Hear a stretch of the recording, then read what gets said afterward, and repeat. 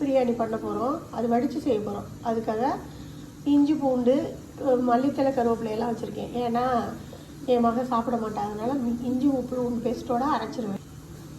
புதினா 2 கொத்து கருவேப்பிலை, 1 கைப்பிடி அளவு புதினா, இஞ்சி பூண்டு, வெங்காயம் 5 பச்சை மிளகா, 1 தக்காளி அரிஞ்சு வச்சுருக்கேன். தம்மு பிரியாணிங்கிறதுனால நெய்யிலே வதக்கிடலாம். பச்சை மிளகா புரிஞ்சு போட்டு தாளிக்கணும். வதக்கையிலேயே நம்ம உப்பும் போட்டுருவோம். நெய்யிலையும் இஞ்சி பூண்டு பேஸ்ட்டு நம்ம மல்லித்தலை புதினா எல்லாம் போட்டு அரைச்சிடும். பேஸ்ட்டாகவே போட்டாச்சு. ஏன்னா எதுவுமே தட்டுப்படக்கூடாது, இல்லாட்டி சாப்பிட மாட்டேன். மசாலா 1 ஸ்பூனும் 1/2 ஸ்பூன் மிளகாத்தூளும் போட்டிருக்கேன். அவ்வளோதான். முழுசாக போட்டிருக்கேன், வெட்டாமல்.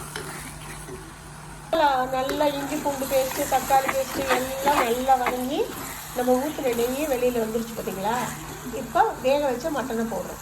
மஞ்சத்தூள், இஞ்சி பூண்டு பேஸ்ட்டு எல்லாம் போட்டு உப்பு கொஞ்சமாக போட்டு வேக வச்சு வச்சுருக்கேன். மட்டன் நல்லா வதங்கணுன்னா வேக வச்ச மட்டனை நல்லா 5 விசில் வச்சு வேக வச்சுருக்கேன். இந்த மசாலாவை மட்டனை போட்டாச்சு. மசாலா மட்டன் ரெடி ஆகிடுச்சு. இப்போ சோறை வடித்து தம் வைக்க வேண்டியதான். இதுதான் தம் வைக்கிறதுக்கு மசாலா ரெடி பண்ணிட்டோம். இப்படியே வைக்க வேண்டியதான்.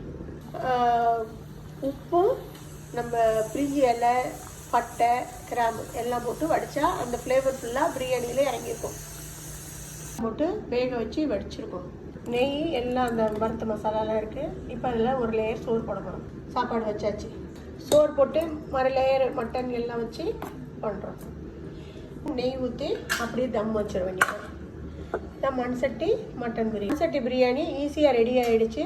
அப்படியே எடுத்து கிளறி பார்த்தோம்னா நல்லா டேஸ்ட்டாக இருக்கும். மண்சட்டி பிரியாணி வச்சுருக்கேன் பாருங்க.